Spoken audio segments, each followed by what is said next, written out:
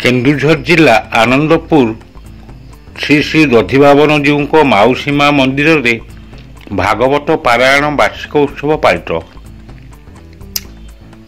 केन्दुझर जिला सांस्कृतिक प्राणकेन्द्र भाव जनाशुना आनंदपुर श्री श्री दधिबाबनजीऊ मौसीमा मंदिर रे भागवत पारायण वार्षिक उत्सव पालित हो जाइछि।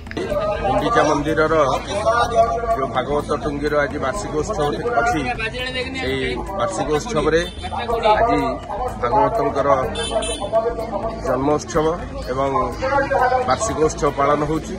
अवसर आम गहन आज ओडिशा ब्राह्मण महासंघर राज्य सभापति डॉक्टर सदानंद दीक्षित एवं आम आनंदपुर उपखंडर प्राय 25टी शासन समस्त ग्रामीण नवीन कार्यकर्ता ब्राह्मण विप्रमान जोग देइछन्ति एवं ये कार्यक्रम आज दिन तमाम चालू रहिबो एवं एठी भागवत पाठ वेद पाठ गीता पाठ चंडी पाठ सहित समस्त जो मैंने श्रद्धालु मैंने आसवे समस्त को प्रसाद वितरण करा जिवो एवं ये जो कार्यक्रम रे आमर आनंदपुर गुंडीचा मंदिर भागवत टुंगीर जे अच्छे तदाधारक मदन मोहन मिश्र गोपरंजन पाणी एवं आम राजपुरोहित शरद चंद्र मिश्र मदन मोहन मिश्र शांतनु कुमार मिश्र भागीरथी दास ये सब कार्यक्रम को परिचालना कर कार्यक्रम आज दिन तमाम रहिबो। संध्या आलती पर कार्यक्रम शेष।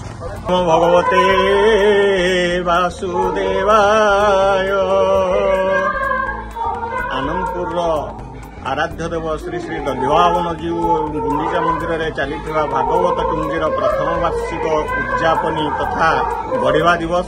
यही दिवस आम जिलार भागवत टुंगीर सभापति आनंदपुर उपखंडर सभापति तथा ओडिशा राज्य ब्राह्मण महासंघर सभापति आनंदपुर उपखंड ब्राह्मण सभार सभापति संपादक सदस्य माने एवं ये भागवत टुंगीर जो माँ माने प्रत्येक दिन आसी संध्या आसर उपवेशन कर भगवान नाम कीर्तन जनान भजन गायन ये सब कर शुणुचंती एवं कार्य लगुचंती से समस्त को धन्यवाद।